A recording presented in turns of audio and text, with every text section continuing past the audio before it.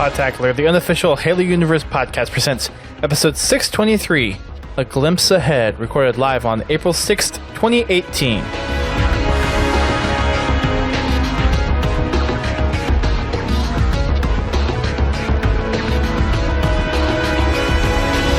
Hello everyone, welcome to Podtacular, the unofficial Halo Universe podcast. I am your host, Duststorm. And I am your co-host, Godzilla T. And this week we are joined by a guest from the community before he gets bio nets instead of normal nets. We have Bobby B444 on the podcast tonight. So welcome to the show. I think this is your first time on? Indeed it is. This is my debut. And we Fresh met meat. last year, or no, 2 years ago at PAX East. 2015, so 3 years now, because it's happening right now. Wow, it's 3 years ago. Because I went to 2016, skipped 2017, skipped 2018. Yeah, I skipped this year too. I don't think I'm going to be going back to PAX East for a while, unless there's anything specifically that is Halo related. Yeah, that's the reason I haven't gone. Like they announced Halo 6? Oh. There are rumors, and I guess we'll kind of go ahead and get into the newsy parts of it, but there are rumors that Halo 6 will be announced during the Halo World Finals.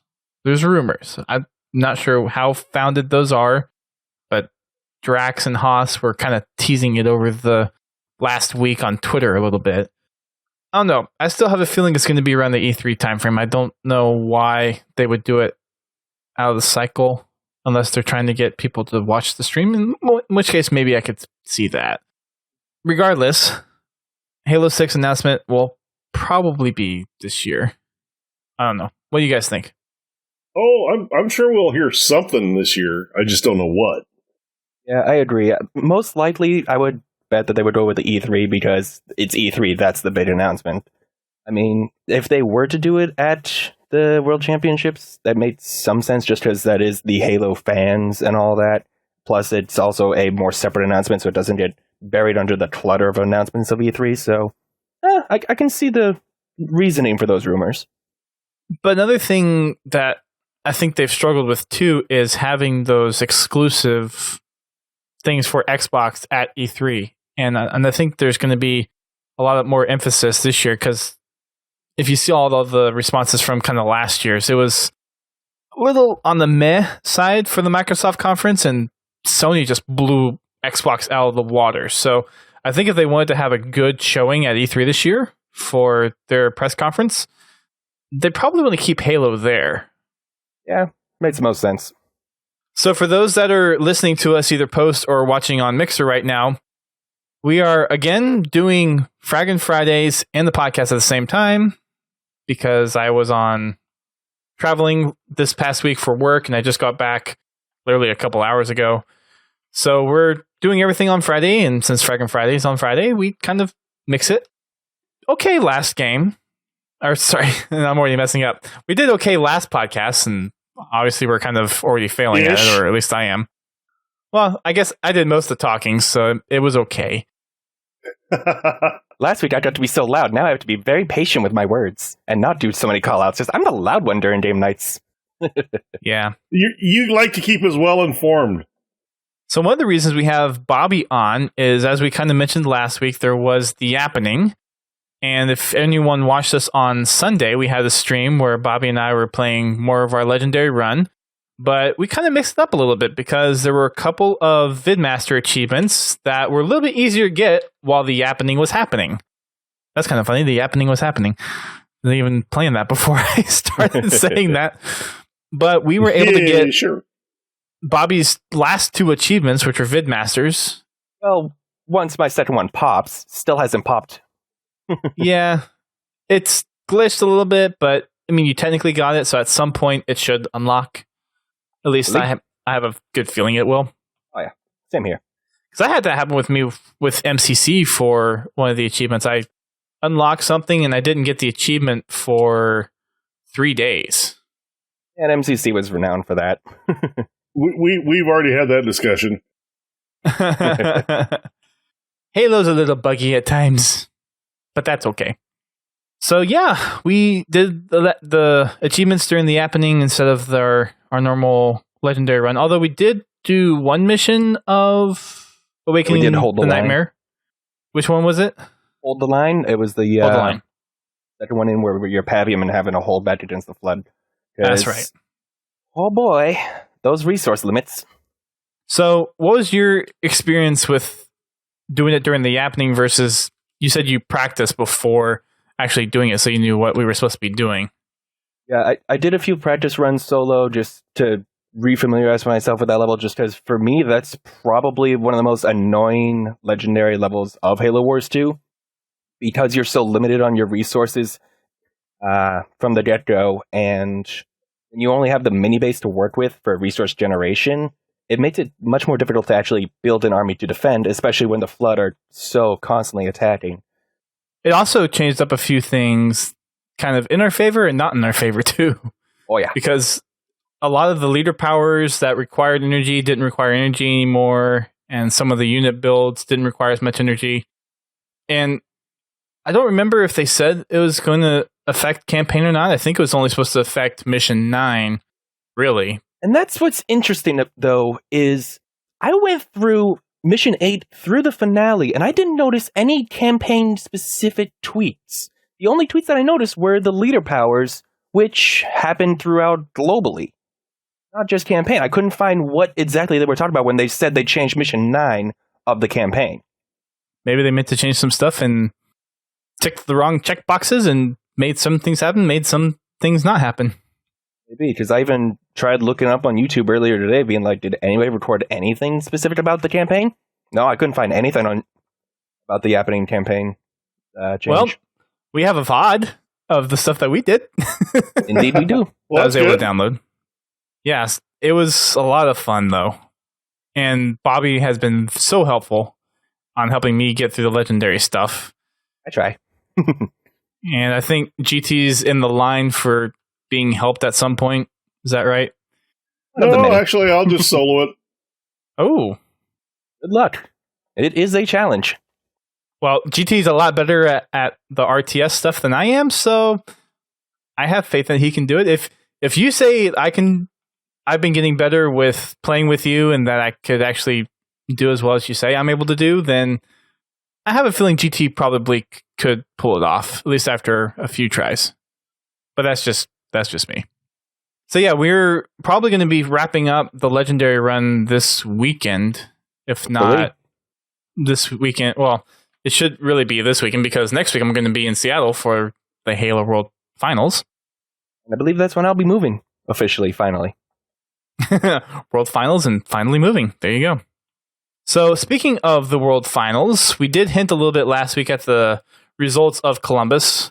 We played the Latin American final clip from Tasman because we hadn't gone over it yet, even though Columbus had happened.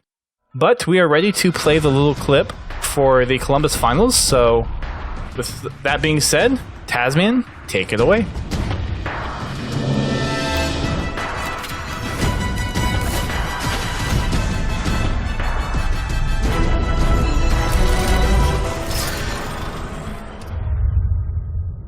Thank you, Duststorm, and what's up, fellow Podtaculites? Tasman here from the Bad at Halo show to give you a quick rundown of this past weekend's Halo World Championship North American Regional Qualifier that went down at MLG Columbus. So let's spawn in and go over the results. Set, start. The North American Regional, unlike the other regions, was not an open event. Only the top 16 teams in Game Battles points had the opportunity to come and compete on LAN for the 9 spots open for World Finals. That means more than half of the teams competing would go to Seattle. The format was also a little bit different for this go-around. Teams were split into one of 4 groups based on their seeding, and opening day consisted of teams battling teams within their group. At the end of the day, the top 2 teams in each group automatically qualified for Worlds. The third place teams in each group were sent to a single elimination bracket, with the champion getting the 9th and final qualifying spot, while the 4th place team in each bracket was headed home. Gosu Crew, Lux Gaming, Fire Gaming, and Oceanic Squad finished last in their groups and were eliminated from competition at the end of group play. Oceanic's squad was the surprising one, as their roster was packed with HCS veterans, Denoxide, Falcated, Shooter, and Mexican star player tapping buttons. Unfortunately, the individual talent didn't mesh, and they will be watching World Finals from home. The rest of group play, unlike your NCAA bracket, took place in the way as most people would expect. The top-end teams in talent dominating the weekend. The region's top team, Splice, would not come away with the number 1 seed in their group, however, as a medical emergency prevented Stellar from competing against Renegades in their final group match, and Splice would have to forfeit that series. Stellar was taken to a local hospital, treated for an apparent appendicitis scare, and released and was able to compete for the rest of the weekend. Your automatic qualifiers after the group stages were Renegades, Splice, Tox, formerly Optic Gaming, Team Reciprocity, Team Envious, Straight Rippin', Oxygen Supremacy, and Elevate. That would set up Wise Gaming vs. Mentality and Armada vs. Top Prospect Clan for the 9th and final qualifying spot. Both Wise and Armada would sweep their first round opponents to face off, with the winner going to Seattle.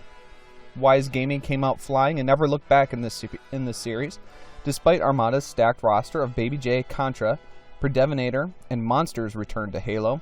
Wise Gaming's Halo 2 vets Demon D and Gilkey led their squad, with X Games gold medalist Commonly and rising talent Nebula passed Armada with a 3-1 victory and will compete at World Finals. With all the spots set, all that was left was money and bragging rights of the championship bracket. In round 1, things got off to a hot start, where L-Town's Elevate squad pushed the number 1 Renegades team to the limit, going all 5 games, with Lunchbox, Ace, APG, and Neptune coming out on top 3-2. Reciprocity and Tox easily dispatched their round 1 opponents Oxygen Supremacy and Straight Rippin' in 3-game sweeps, and Splice sent Team Envious to the elimination bracket early with a 3-1 victory. In the elimination bracket round 1, Elevate made it interesting again. Not going quietly into the night, Ryan Noob and his Oxygen Supremacy squad needed all 5 games to eliminate L-Town and friends from competition.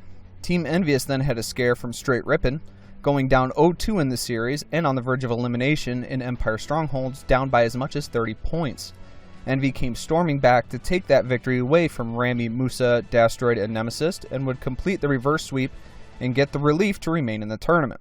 Championship bracket round 2 saw Reciprocity getting stunning 3-0 sweep over the top-seeded Renegades, while in the second game we saw a very early matchup of Splice and Tox, with Tox taking that series 3-1, sending Splice to the elimination bracket for the first time this season. In the elimination bracket round 2, Splice dispatches Oxygen Supremacy in 4 games, sending Ryan Noob, Prototype Rain, and Straight Sick home for the weekend, while Team Envious gave Renegades their second straight sweep loss in a row. Your semifinals pitted Reciprocity against Tox for the first best-of-7 matchup, but Tox only needed 5 to move on to the grand finals, while Splice halted Team Envious's momentum, sweeping Pistola, Cyan, Trippy, and Boo Boo Doo out of the tournament. That would leave Splice versus Reciprocity to fight it out for the right to take on Tox for first place overall, best seeding for Worlds, and first place prize of $20,000. Team Reciprocity held strong, but some key mistakes on Regret Slayer left the door open for Splice to grab victory from the jaws of defeat and send Snipe Down, Miquin, Penguin, no longer Sub-Zero, and Spartan home. That would set the stage for the grand finals everyone expected, but Splice would have to win 2 best-of-7 series against one of the most dominant teams in competitive Halo. Splice set the tone early in the first round with a 4-game sweep of Tox and flipping the bracket, putting Tox on their heels for the first time all weekend. In the second best-of-7, Tox had the only decisive victory with a steak dinner on Rig Slayer, but the remaining games in this series were close. And after all was said and done, the smoke had cleared. It was the Spartans of Tox left motionless on the floor, and Splice resumes their 2018 Halo dominance with a 4-1 victory, a $20,000 check, and overall number 1 seed for World Finals. So, we have all 16 of our 2018 Halo World Finalists selected. The 4 groups have been drawn, and in 2 weeks, one team will take home the lion's share of $1 million and call themselves Halo 5 World Champion. If you're interested in rundowns of the groups, analysis, and some finals predictions, head on over to the Bad at Halo show every Sunday night at 9 p.m. Eastern on Mixer and Twitch, on Tasman Live, or you can download the audio podcast via Apple Podcasts, Google Play, and your favorite podcast app. And also be sure to follow on Twitter at Bad Halo Show for updates. So until the conclusion of World Finals, guys, my Spartan is dead. I'll catch all of you purveyors of Podtacular then. I'll now throw it back to the man with the left hand of lead, Duststorm, and the boo-boo to his Yogi Bear, Godzilla T.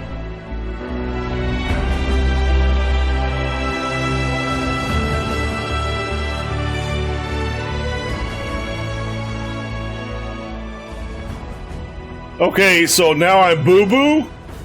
I don't know. Is that a cross reference to Boo Boo Doo Boo? Like, No, I don't know. Yogi Bear. Well, I know that, but like, would he have even thought of that if there wasn't like a Boo Boo Doo Boo in the Halo competitive scene? Or I have no idea. You'll have to ask him. I'll ask him next week. Can you Keys boo boo now. my doo boo keys? I don't know. What's the price?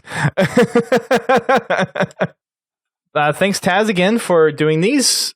Obviously, we'll not need one for the World Finals because we plan to do a co-op podcast when we're there, because both of us will be there.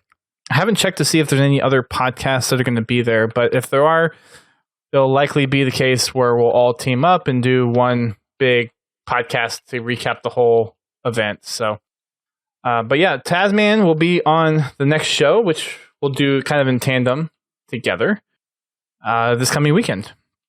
So, like I mentioned last week, or at least I hinted to, Splice came back and took over Tox, who was previously Optics. So we might see the end of the Green Wall reign, because what was CLG during the 2016 and was Optic last year, and now Tox, unless they get picked up by an organization, they've won all the Halo 5 World Championship tournaments so far. So it's been the one team for the past 2 years. It might actually be a time for a change, and we might see a new team actually take home the trophy this year, which will be really nice. I mean, no offense to the Tox guys, but it gets a little boring when the same team wins every year. That's part of what needs to kind of happen, in my opinion, to keep things exciting. Like, I don't follow the competitive scene that closely. I mostly watch just to see the amazing plays. But like when it's just one team that constantly wins over and over again, and it gets so predictive, it's very easy to lose interest. Yeah, it's not fun anymore. But Splice has been showing up during the LANs and the online play as well. That's what I've been hearing, and why I keep trying to tune in. So it'll be nice to see a little bit change of pace if they win. Of course, the Tox guys have had the experience of being at Worlds and having that composure and that maturity playing at that level. And granted, the Splice guys have been there, but they've had some team changes, so they're not as, I don't know what to say, maybe as mature of a team as Tox could be. But maybe they've found a solution and found a formula that works for them to where they can overcome the Green Wall and actually take home the gold this time. So we'll see. As far as some other news goes, there's not much going on. It's pretty light news week this week. A little update from the podcast from last week, because after rereading the update, I actually read that the Love to Dare novel was actually a joke, and Grim actually put it at the very bottom of the update, and I just didn't read it. So that book was an April Fool's thing. It was just really early on the April Fool's list. Yeah, I kind of suspected that. You were totally on point there. But hey, I was honest about the deal. If it actually showed up, then I might be able to get my mom into the Halo universe. It would be interesting to see if maybe someone just does a short. I would not mind seeing a short story on Buck and Dare's relationship. Not necessarily a love story, but... Well, we kind of got a little bit of it in New Blood. Yeah, a little bit. I mean, I'm thinking maybe like a Fractures style story. Like if you had Love to Dare and a Fractures thing, I could see that going over pretty well. Because a lot of people that are that dedicated to the lore, I don't think would be opposed to seeing something like that. like I said, a short story that I could do that. Yeah. Oh boy, now we're playing Super Fiesta, and of course, I was the first one killed, and I got lasered. Well, it went through me and hit you. That's great, but you didn't die. A little update from last week, which helps if I don't read them an hour before the show. But we're working on that. Some other stuff that came through, not officially, but in the community. Someone by Halo Codex, and I know we've heard from them in the community before. They do a lot more kind of video stuff with Halo, but they redid the Halo 2, or at least one of the Halo 2 TV spots, and it's actually really well done. And I didn't realize how much of the TV spot that he redid was part of all the cutscenes.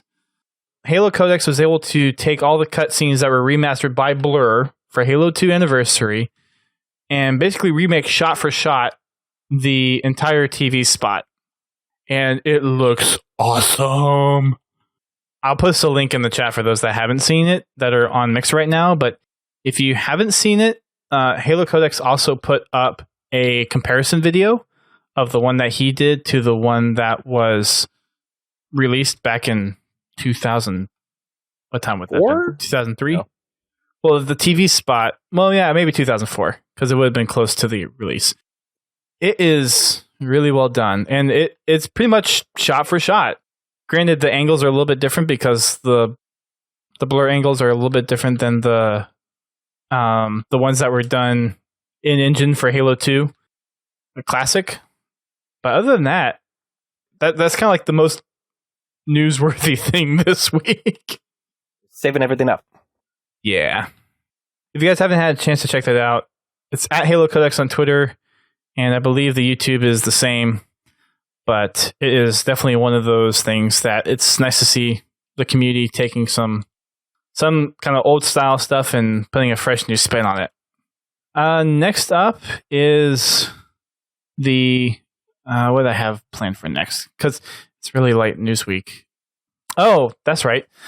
Halo 3 throwback playlist is now gone, and it's been replaced with the Halo 2 Classic BR playlist. So the Halo 3 playlist will be back. It's going in rotation.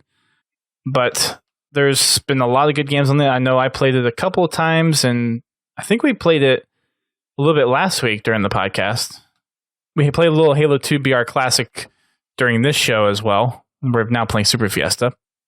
For those that are wanting the latest on the playlist changes, there's that. And there's also my favorite, which will also be helpful for getting some Marine kills, is Warzone Turbo is back.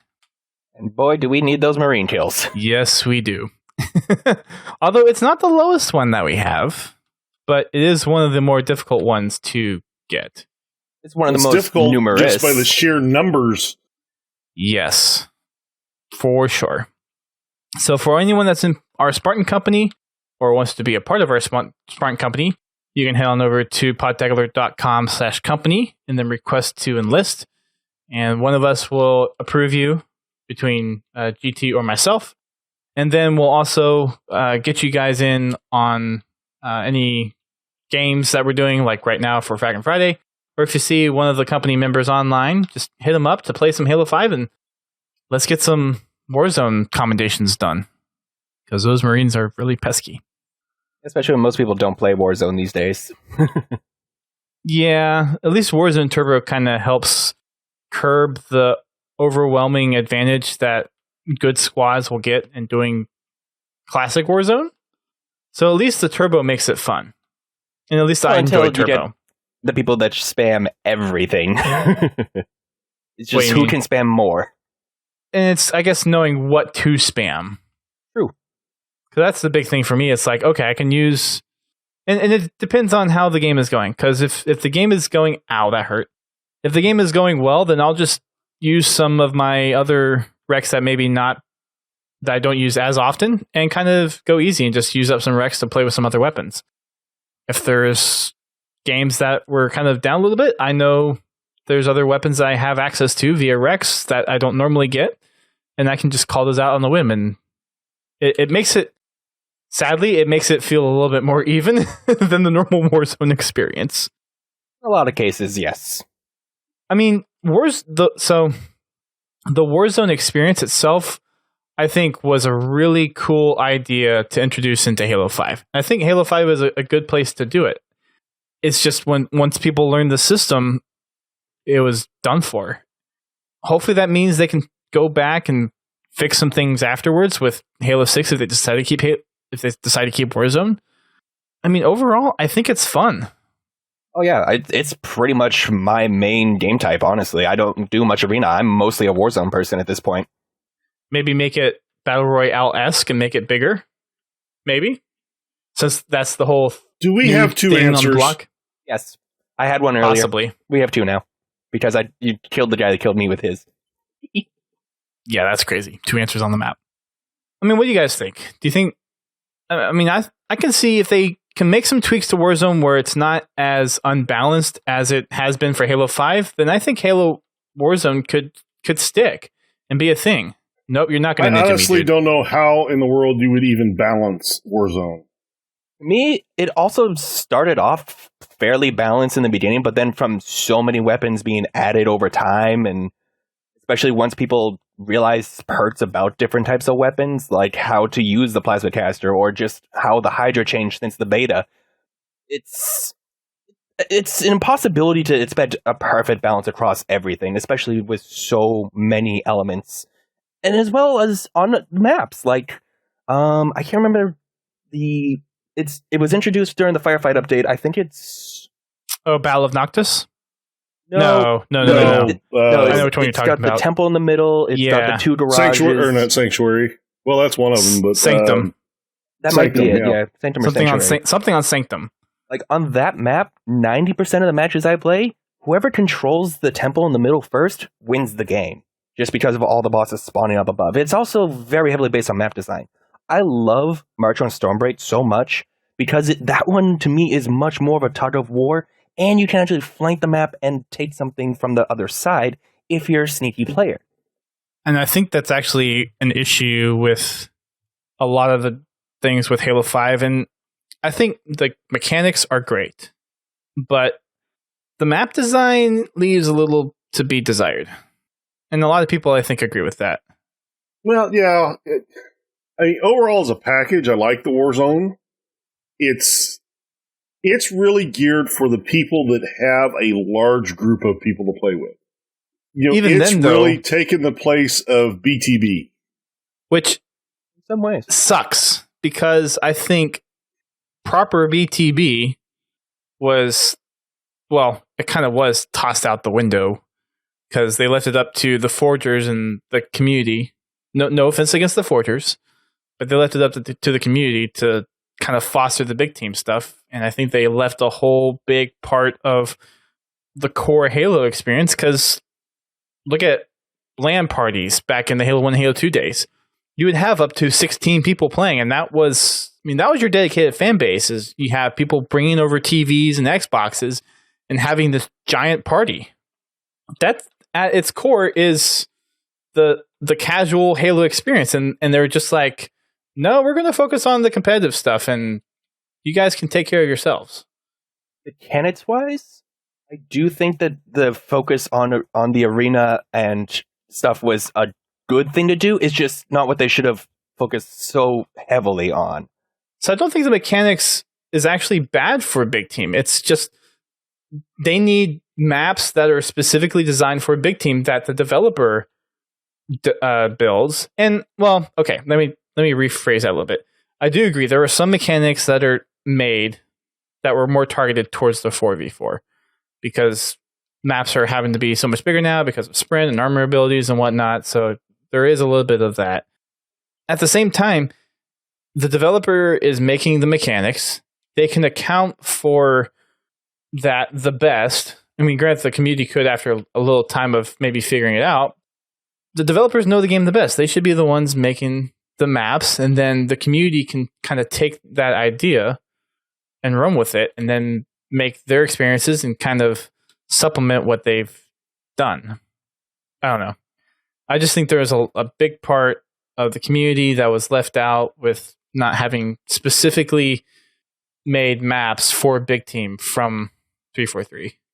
Agreed. And I hope they change that for Halo 6. I really do, because that's a part of their community that I think helps keep the numbers up.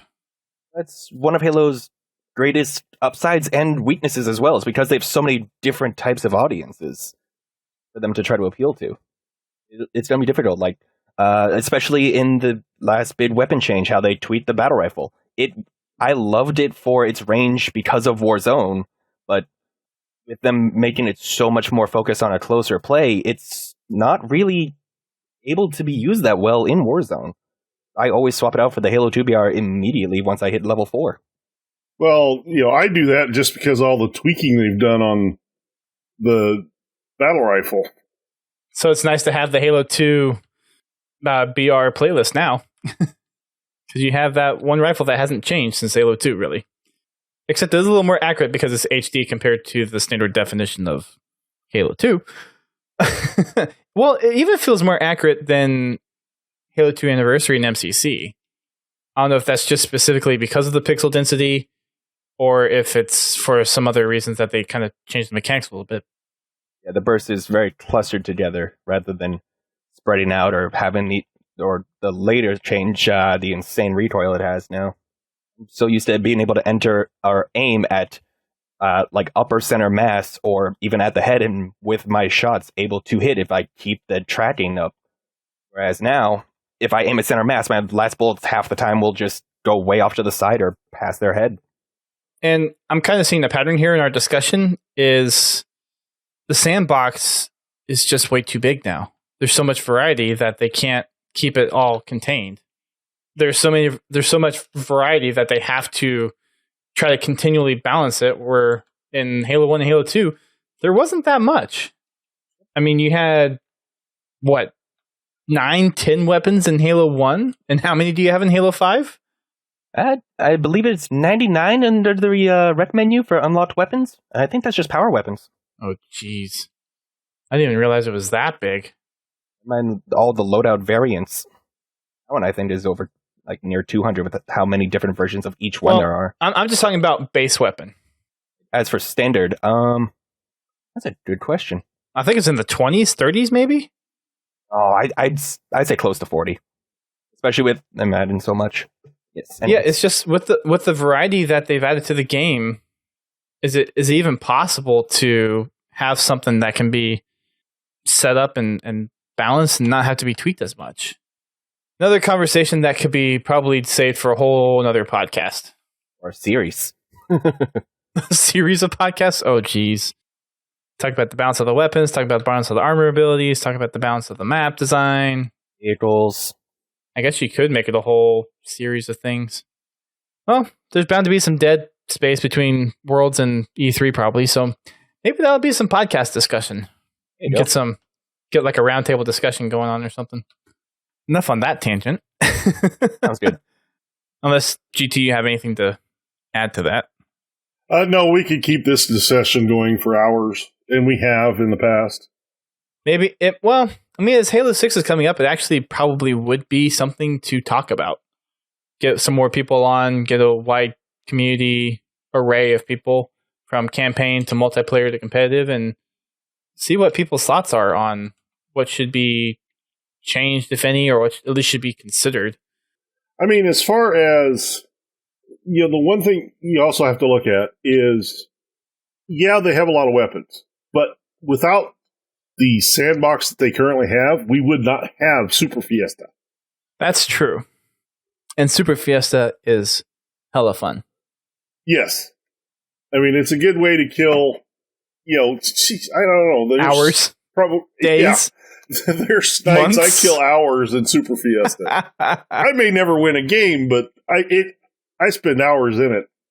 And it's still so much fun. As far as the regular multiplayer, excluding Warzone, because Warzone is its own thing. Don't get me wrong, I'm glad they focused on 4v4, but they should have also put some focus in on big team battle. Because those two modes are classic Halo modes. Yes. Blood Gulch, CTF. Sidewinder, CTF. Hang 'em high. I'm not saying they have to recreate Halo 1, Halo 2, Halo 3, Halo 4 maps. Matter of fact, I would love to see them create new maps that maybe be inspired by the older maps, but not play exactly the same. You could. It's just getting it tuned to the sandbox that they have going. Especially since they pretty much did that with the arena maps, like Truth and Regret. Like, one of them is inspired by, one of them is supposed to be a reiteration of it. To do that with a BTB map, that'll be interesting if they can pull that off. There's a lot that just has to be considered. Well, I mean, you have Blood Gulch, and then you have Valhalla. Valhalla was inspired by Blood Gulch. Well, yeah, that's a good point. And Valhalla still kind of plays well, too. They look nothing alike, and they play totally different. That's a good point. So it can be done. To me, Valhalla feels more like a spiritual successor rather than it being super inspired by. I think that's what he means. Very close. I think that's what he means. Yeah. GT, right? Kind of more that spiritual successor than I think he's muted or he. No, you're right. It's a successor to Blood Gulch. But when they were creating it, they looked at Blood Gulch for the inspiration for the map. Well, regardless, Valhalla was made by Bungie, who made the original Blood Gulch. No offense against 343, but it's a matter of if 343 can actually pull it off. And there are some maps that 343 has made which are pretty good, but I don't think the community is really overwhelmed by the map quality that 343's put out so far, unfortunately. I mean, Haven always seemed to be a fan favorite. Which one was Haven? Halo 4. Mercy's inspired by. Yes, that's right. Mercy's a recreation of. But that's one of 13? Yeah. Well, no, that's just the first one that came to mind. Right, but there's not many others in Halo 4 that were made. I think that a lot of people would say was a great Halo map. Well, honestly, in my opinion, there's only been a couple of great Halo maps, period, through all the games. There's, Blood Gulch is one of my most favorite maps. The original Blood Gulch, not any of the recreations. Okay. And probably my next favorite, that I consider to be a good map. It's hard to think and play Halo at the same time. It really Halo 1, is. 2, 3, or 4. I would probably say Halo 3's version of Valhalla would be my other favorite. So basically Valhalla. No, the Halo 3 version. That was not Valhalla? Yeah, Ragnarok is Halo 4 version. Halo 3 version is Ragnarok Valhalla. is Halo 4, and then whatever they call the Halo 5 version. I don't know. Yeah, Valhalla was the Halo 3 version. But, which is really sad because Halo 3 is the multiplayer that I like the least. Well, competitive loves Narrows, Lockout, Guardian. Like, if you were to poll 100 people who call themselves Halo fans, you'd probably get a good, probably 10 or so pretty common occurrences as far as favorite maps go. Or good maps. At least, I guess I'll say that with a grain of salt, saying that's what I perceive being part of, or having talked to other parts of the communities so far. Sandtrap was a fan favorite for especially like the more casual side, big team battles. Big team loved Sandtrap. And Foundry was huge for Forgers. I mean, granted, that wasn't like Foundry was huge for Forgers because it was the first of its kind map. It was a map built for Forge. It wasn't a map. It wasn't a multiplayer map that you could edit. It was a made for Forge map, just like the Forge canvases of today. That's what its purpose was. But I mean, there's multiple Halo 1 maps, multiple Halo 2 maps, and multiple Halo 3 maps that have a pretty good, I think, favorable view in the Halo community's eyes. I don't see that with Halo 4 It's a little bit better with Halo 5. I think 343 is kind of getting there, but it just hasn't made its mark, I think, on kind of the legacy of Halo multiplayer. But back to the original thing we were talking about, I think if 343 makes some considerations for a big team as far as the sandbox goes and making maps, then they might have a little bit better idea of how to support that side of the community. And I think it's something that needs to be considered. Because it's the community people that keep the game alive and going. And they're going to be the ones that are watching Halo World Championship when they come around. So if there's no casual players actually playing the game because they're not interested in playing the game, then there's not going to be many people to watch. At least that's my take on it. Makes sense to me. Ending that rant. Another thing that I found on Reddit, because I'm kind of perusing the community news for stuff, is they changed the Bungie favorites in Halo 3 and Halo 3 ODST for the first time since 2010. I don't know how many people have been focusing on what's been going on with like removing the file share with Reach and moving the not removing the file share, removing the web stash of Reach on the website. But it has to do with the whole privacy policy change that Microsoft is doing. Apparently, there were some things on Bungie favorites where people had changed their privacy setting stuff, which basically means in order to comply with them, 343 would have to remove all of their content from those platforms. So they basically just did a blanket change on the favorites, and they have an ONI Section 3 gamer tag that apparently has only 10 gamer score, and they replaced all of the screenshots, game clips, file type, or game types, and map files with just kind of standard ones. That's kind of sad. Makes sense, but yeah, it sucks. I mean, yeah, it makes sense. It just... Yeah, it just really sucks.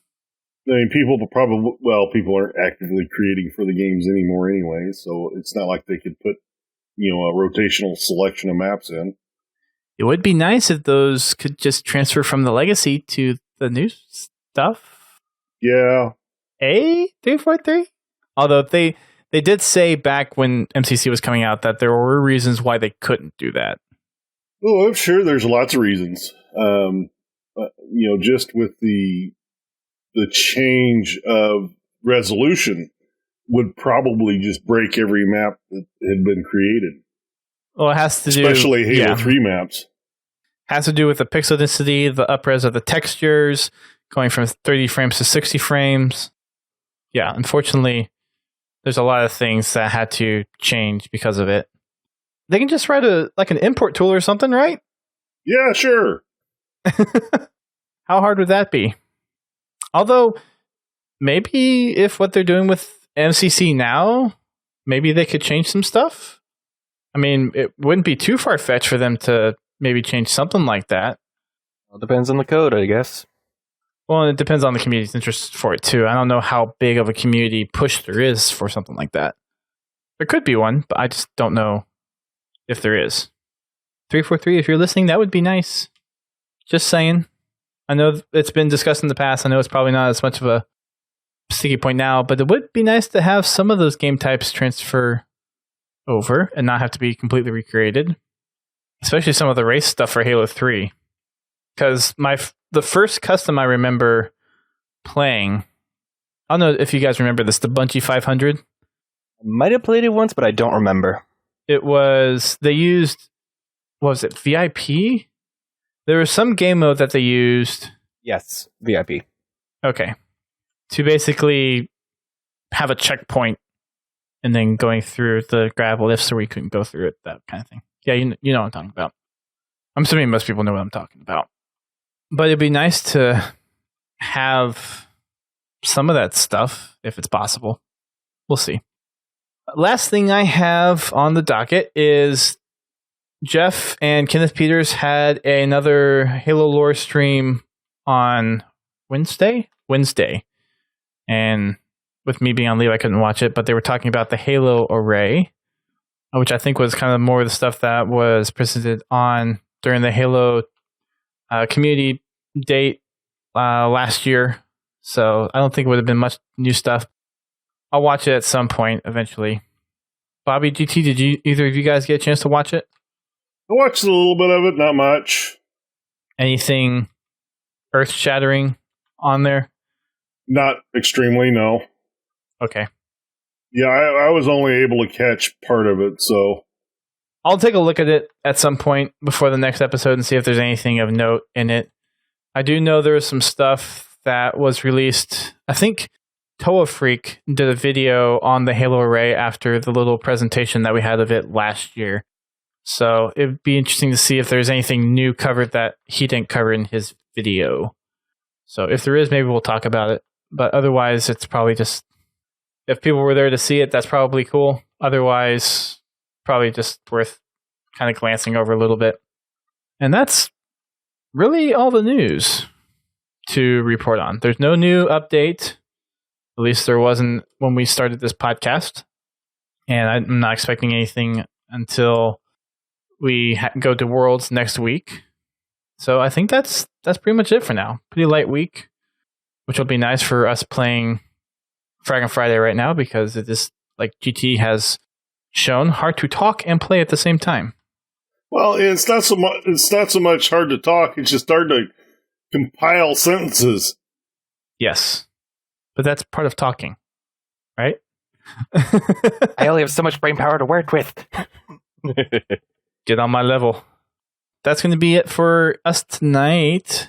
Thank you, Bobby, for coming over. I know we didn't really talk to you too much. Actually, I completely forgot about the thing that we do for all of our guests. Introduction. Well, that and you've been around long enough to know what this is, but how did you get your start in Halo? Well, back in high school, I didn't really have many friends, so I found one person who I recognized, and then from there they showed me they were talking about ODST because this was a cool thing that was happening, and I'm like, ooh, this sounds really awesome.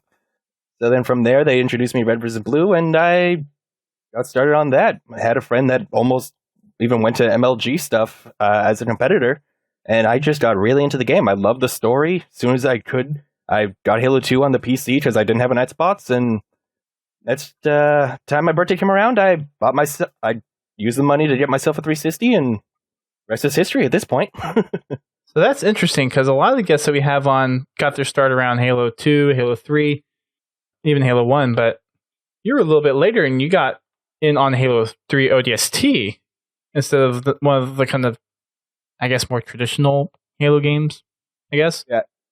Oh, sorry, go ahead. No, you're okay. So did you not hear of Halo or not really partake in Halo before ODST, or had you heard of it before then, and then it was just kind of one of those things where a friend was interested in it, so you're like, hey, I might as well give this a try?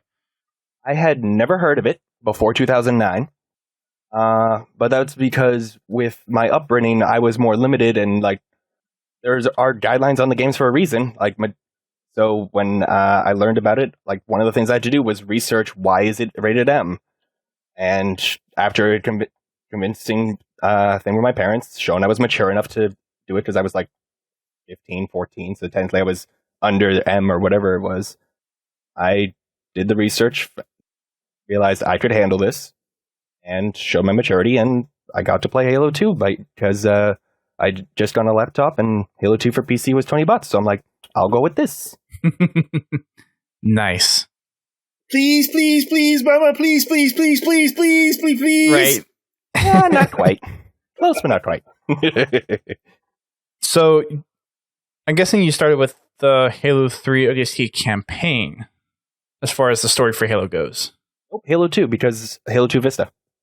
Oh, so even though you got introduced kind of to ODST, you started with Halo 2 was the first thing I owned. That was the first thing I played. What was the first thing you were exposed to? My friends would talk about ODST, but I never quite understood it at the time. Oh, gotcha. Okay. It was the time that ODST was the game that was being hyped up before release. It was early 2009. Gotcha. Okay. So you came on during the time of ODST, but your first exposure was to Halo 2. Got it. Okay. So you're a little more of a classic than I was alluding to. That's cool. Somewhat. I didn't have to wait for the Halo 3 because of the Halo 2 ending, I didn't have to wait for all those years for Halo 3. I was able to be like, okay, I can just start here. Yeah, you didn't have to wait the 3 years for the cliffhanger. Nope. I was like, oh, and then I did some research and caught myself up a bit on the story and was like, this is really cool, especially since all my gaming before that, Halo 2's graphics blew me away because I was so used to Sonic on GameCube. That's cool. All right, cool. And then the typical question to follow that is, what do you do in the Halo community now? But I think a lot of people that have listened to this podcast or watched the streams knows that right now you're kind of our Halo Wars 2 extraordinaire as far as things go. But I guess to kind of change the question a little bit, what's most interesting to you within Halo that you partake in, I guess, the most? Outside of me asking you to help me on Legendary. Well, I really love the story of the series, but Halo is also the one multiplayer game where I feel like I'm improving and can do better with. So, like, I enjoy the multiplayer aspect of it very heavily because I can just keep playing it over and over again. But I love learning the lore and understanding the world of Halo itself. Okay. Another lore nut. Yes. That's awesome. Well, I'm mostly a 50-50 because I play so much of it, and like I've always like my main goal with each Halo is to improve my KD every single iteration of the game. So I'm pretty heavy into the multiplayer stuff, but not quite to like follow the competitive scene, other than to find like trick jumps and stuff. But then I appreciate the story. I always play the story first, unlike a lot of people who just jump right into multiplayer. Yeah, I'm the same way. Cool. As per usual, following up on our company commendations, we have 2 of them still in the 4 range, which with Warzone Turbo this week, it is our lowest one, is Killing Marines. So in order to get through level 4, we still need another 1,679. Only. For level 4. And then we get level 5 when we need like 1.7 trillion. No, 1.8 trillion. I don't even want to know how much we need for level 5. Well, in 1,000 more or just over 1,000 more kills, we'll find out.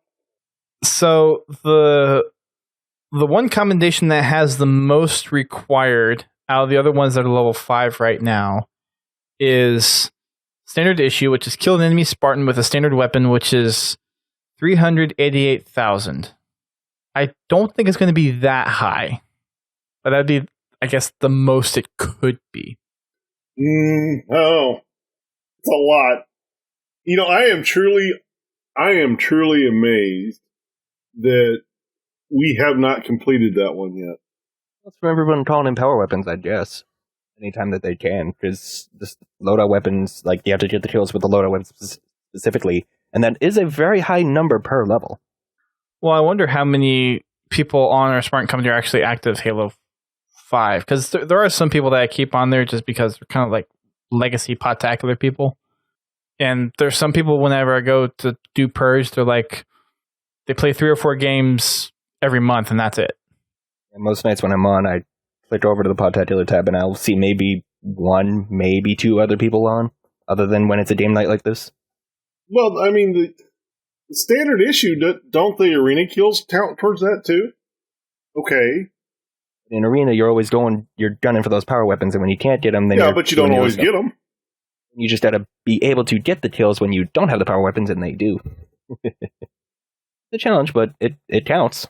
Plus, with the arena games being much smaller kill counts, like the match ending at 50 kills versus Warzone, there can be probably like 200 kills in a match on average, would be my guess. Yeah, well, I'm not saying, I just, with the amount of games that have played, the fact that we haven't completed that just speaks to how large that number is. Absolutely. So I did just look it up, and once we get to level 5, we have to get another 19,700 Marine kills. So basically, when we're done with level 4, we're halfway there. Oh boy. I'll get to work. I think I hear GT crying a little bit. You okay over there, GT? Oh, no.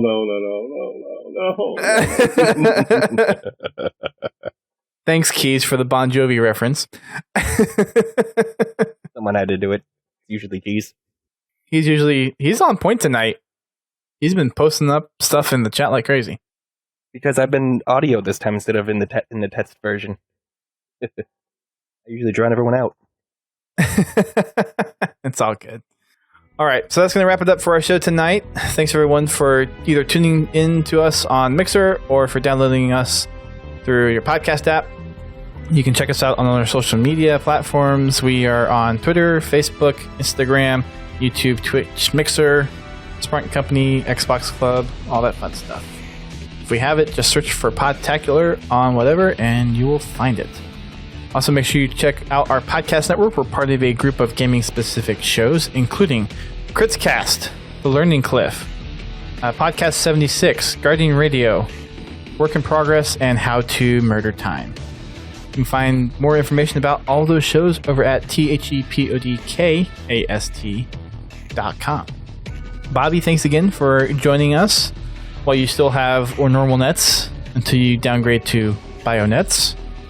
Make sure you just keep the hamster fed. Oh yeah, gotta. Or the grunt fed. I still think he's going to be better than Bionet. I mean, we'll change it to a Halo reference. Make sure the little, was it the rats in Halo 3 are fed? I forgot about those. Well, that's the smallest Keep your animal in grunts Halo fed that I and can full think of of. methane. There you go. Like the one Licola worm. There you go. Keep your Licola worm fed. Thanks, everyone, for tuning in. We will catch you guys next week before the Halo World Championship. We'll see if there's any news for us to go over. If not, it'll probably be a short show. And then after that, will probably be a podcast from the World Championship with Tasman and whoever else we can nail down. Plus a couple of interviews. I'm hoping to get some interviews there again, like I did last year. Maybe bump it up past the 3 that I got from last year. But we'll see. Until next time, keep on fragging little Golo worms. Except for Bobby's, because he'll need that to power his internet. Oh, please pop. Oh. We'll make sure we send you more.